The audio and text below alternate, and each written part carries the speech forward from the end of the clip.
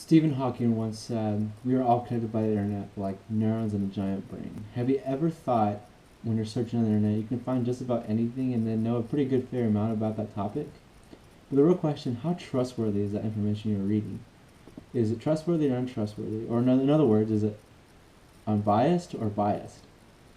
Today we're going to be talking about online information, what it was and what it is today, and also how to identify whether that information is good. Online news, also known as digital journalism, is allowed us to spread content a lot faster around the world about events going on in different topics. Before the internet was invented, people used stuff for news like newspapers and magazines that were papered. And this was a lot slower method of sharing news and stuff. But now with new technology, we have digitalized most of that. So we digitalize newspapers and magazines now, and also news, television, radio, and a bunch of other stuff like that allow us to access the news way faster than ever imagined. Now the five major groups of this are television, online, radio and broadcast, newspaper, journalism, and magazines. Now within these topics there are also 8 subtopics that we can really skew our information and news in. There's international and local, there's finance and economics, there's entertainment and celebrities, there's also health and education, sports, politics, and technologies. It depends on the preference when people are looking up information, what they need it for, whether it's for personal use or for actually research like we did on this project. Books and newspapers now have been declining because of this online information, because now it's a lot easier for us to access and so much quicker and more convenient for us. People now are also getting their information via Twitter and Facebook. But the real question is now is how trustworthy is that information? How can we identify whether that information is a good piece of information we can actually use, or maybe it's something that we need to check ourselves and really understand that topic. Before reading an article, even after reading an article, you should definitely check the source and where they're getting the information from. Also, another good way is also see if the information is up to date and whether did the information get updated currently. That's also really important because in this world it's always changing, and we need to be able to identify whether this news is really current with today. Also, do your own research on the topic.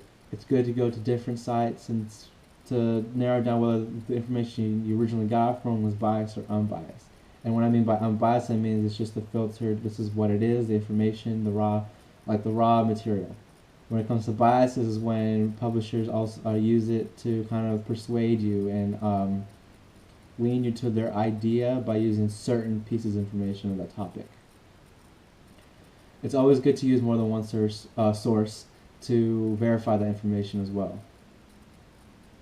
Checking your source is also really important. With news that comes from the website, not every time will the news or the website will give you all the same information. So it's definitely good to look at different websites and different articles to really narrow down, okay, what is true information and what maybe is something that they're just trying to get across out of their own view.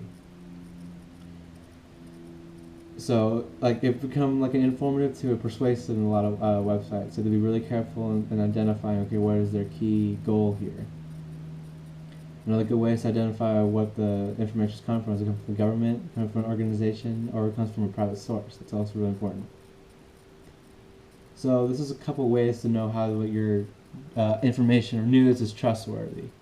You should definitely check out the writing on the author, see if they're credible. If they're an expert in what they do, that's a pretty good indication that they're really going to know what they're going to be talking about and won't kind of try to sway you to what they are thinking.